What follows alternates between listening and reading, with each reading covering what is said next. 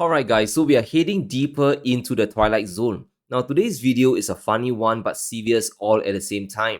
It shows us that the US understands they have a very big problem. The challenge is shifting spending from the US government all the way to the private sector. Now to his credit, Besson understands that the national debt has gone out of control and he is willing to risk a US recession to make it happen. Was because I was so alarmed by this high level of government spending. We've never seen anything like this. Highest level ever when we weren't in a war or in a recession.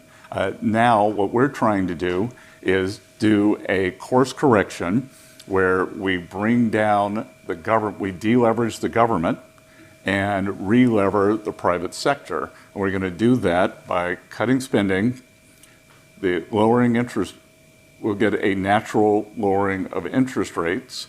And then on the other side, as we re-lever the private sector, we plan to deregulate the banking system, which was one of the things I talked about at the Economic Club of New York last week. Now what Besson said here is very important. He wants to cut down government spending. Interest rates will also have to come down to reduce pressure on the economy. And there will also be a deregulation of the banking system to get them to land. Now this is actually a good plan, except Besson forgot one key issue. There are a ton of liabilities and mandatory spending the US government just can't cut away. In 2024, the federal budget was $6.9 trillion. However, mandatory outlays totaled $4.1 trillion, and this includes your social security and major healthcare payouts. If we throw in the interest on the national debt, compulsory spending immediately jumps to $5 trillion. There's still an outstanding $2 trillion that needs to be borrowed. Can the private sector fill that gap? Now the plans coming out of the White House are really counterproductive because it's shifting money from one pocket to the other. It doesn't really solve the problem of where the money is going to come from. Take Trump's tax cut proposal, because this is wow. If this gets passed, it will cost the US economy an additional $7.6 trillion over the next decade. The deficit will increase by at least $700 billion every year until 2035. Now, how is Trump going to fund this shortfall? And I hope you don't say that trade tariffs, because we all know who pays for the import taxes. Now, will exporters eat some of it? Sure, but the majority will still be paid by the US consumer themselves. There's no possible way for Trump to balance the budget using tariffs. And let's use the delusional scenario and say Trump collects every dollar of the tariffs from exporters 100%. Sellers will lower their prices and take the pain. Now his tariffs on China, Mexico and Canada will only raise $1.3 trillion over the next 10 years. But it's more likely that over $1 trillion will come from US consumers or importers themselves. Trump is basically transferring wealth from private households all the way to the federal government to spend. This is just one big smokescreen behind the tariff war. It doesn't enrich the man on the street, it simply diverts wealth from Main Street to the government coffers. But just when I thought things couldn't get any weirder, it does. I'm not even talking about the US government telling people to buy Tesla stock. Yes, that really did happen. But Trump's next proposal is out of this world. He wants to waive taxes for people earning under $150,000 a year, which is the majority of Americans. And look, I get it, this sounds fantastic. On paper, it does look like a foolproof way to boost consumption. If I don't need to pay taxes, I can take those tens of thousands of dollars and start buying a new car. Maybe I'll buy a new phone, and that will drive up GDP. But even Lutnick knows there's no such thing as a free lunch, and someone out there has to pay for the tax cut. And he wants the global economy to subsidize the United States. This is wow. You know, the way I think about it, we all are so used to paying taxes. We're so used to it. We have like Stockholm syndrome. You know, don't stop the Internal Revenue Service, God forbid. How about this? The rest of the world leans on our economy, breathes off our economy. Not only is our economy $29 trillion GDP, but we consume $20 trillion a year. We are the buyer of everybody's stuff. We buy everybody's stuff. So who's more important? The people who sell stuff or the people who buy stuff? So we are the buyer of everybody's Commodities, products, goods and services, everything comes from us, right? Let them pay a membership fee. We all understand that model. Let them pay. How about we, you and I, and every single person we know pay less? How about no tax on tips? How about no tax on overtime? How about no Social Security? How about all those things? These are the kind of thoughts that will change America. Now, do you hear that? There's so many crazy stuff being said, I almost don't know where to start. This is turning into a comedy show. I just lost IQ points just listening to this. So Lutnick believes the buyer of goods is more important than the supplier, that issuing paper dollars for real products somehow gives you all the advantage. But here's the ultimate part. He wants countries to pay a membership fee to sell in the United States. He's turning the US into a country club where China, Canada, and Mexico and others, they all have to pay a yearly membership fee to get in. Now, will it be $100 million a year? Maybe $10 billion a year? Why not 100 billion?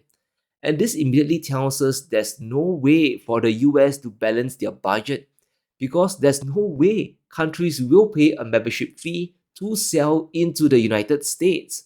Countries are not going to go on board this insane idea. The External Revenue Service Agency is not going to work.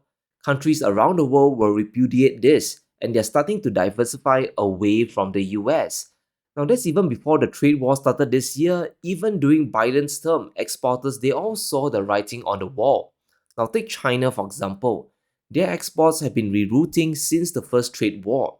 In 2017, Chinese exports to the emerging markets like Turkey and Brazil were minimal.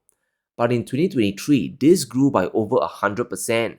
From Vietnam to Mexico, China made a concerted move to do more business with the global majority.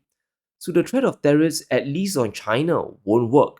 Now, how about other economies? Which countries will be desperate enough to pay a membership fee to the US? Now, if we look at America's biggest trading partners in terms of trade balances, it's not looking good for Lutnick at all. His country club dream won't work. China is becoming self-sufficient while the EU is finally starting to diversify trade away. They might cave, but remember that Europe is starting to stimulate their economy while the US is cutting the deficit down, which means this situation could reverse in the years ahead. The Eurozone might have a trade deficit dealing with the US. Mexico and Canada's deficit isn't that severe, so the US actually needs them just as much. So the entire membership fee, that idea is a joke. But what's not a joke are the effects that will hammer down on America itself. We shouldn't believe Trump's definition of tariffs. The bulk won't be exporters paying the import tax, it will be US consumers getting clobbered. The tariffs on Canada, Mexico, and China would cost the average household over $1,200 in losses a year. Prices go up, and it's just like another inflation tax. But look at the poor, those in the lower quintiles. The tariffs will hit their incomes by 2.7%, which is brutal considering they don't have much money to begin with. Most of the tariffs will be hitting consumables and everyday stuff, especially goods from China. If Trump passes his reciprocal tariffs in April, the effects will get out of control. We could see an inflationary shock down the road, which won't be good for the economy, and by extension, the markets could collapse further as well. So everything is dependent on the tariffs. Besson and Trump, they are making very huge bets. They expect exporters to eat the tax and spare US consumers the heat. During the Fed's FOMC meeting, Powell just made a classic gamble once again. He told the world that inflation will be transitory, that the effects of the tariffs will be touch and go and it shouldn't last for long. And this is Powell's base case, which I personally find a very dangerous thing to say, especially to the public. This leaves the US economy really exposed. If we get a big rebound, this could trigger a big shock, especially when the Fed realizes, sorry guys, rates need to stay higher for longer. Now, there are a lot of bizarre statements coming out of the US today. What Besant, Lutnick, and Powell are saying are just downright weird. But what's crazier is Trump's zero taxes plan. Now, I'm not saying that people paying less taxes is bad. Now, to me, the less you give the federal government, the better. But to cut it down to zero without any impact is just wishful thinking. Ending taxes will cost the US economy an insane amount of money every single year. In the next decade, it would cost the government anywhere from 10 trillion to 15 trillion dollars. If you take away 1 to 1.5 trillion dollars annually in revenue, that works out to a GDP collapse of up to 4%. Trump will have to make up for the shortfall, or government services would grind to a halt. And where do you think the money will come from? Besson will be forced to do the unthinkable and something most distasteful. We have to issue bonds and borrow money from the world economy. It'll be back to Yellen's favorite playbook. Now, the Federal Budget Committee took this very seriously and they did a projection that should scare everyone. If Trump goes ahead and tries to play Robin Hood, he will blow up the national debt. By 2035, the debt would increase from 100 to 160% if things get extreme enough. The US debt blowing up is a very big issue. It will devalue global dollar holdings all over the world. Governments, central banks, investors, and companies all hold trillions of US currency. A default would mean the US inflating themselves out of the mess. In other words, massive money printing. Now, as we covered before, a collapsing USD means a global devaluation race will also happen, especially for export economies. Now, for you and me, it's simple. It just means our purchasing power will collapse even further. Now, on one hand, we have to understand why Trump's policies are so radical, because he's facing an impossible situation. He wants to remove deficits which the US economy has been addicted to since at least 2008.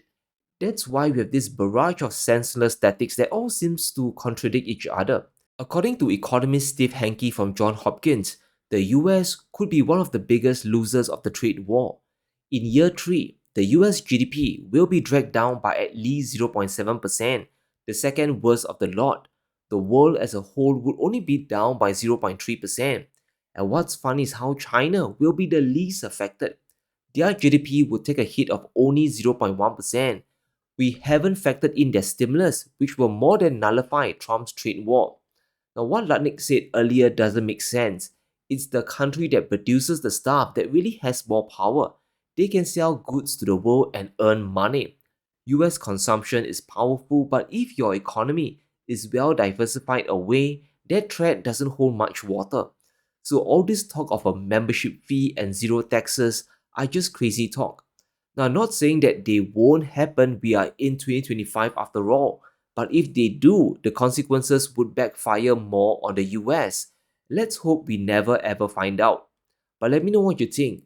Will countries really pay Lutnick's membership fee? And are we wrong about Trump's tax cuts and it's actually workable? Let me know in the comments below. Stay safe. Be sure to smash the like button and subscribe as we navigate through this crazy time.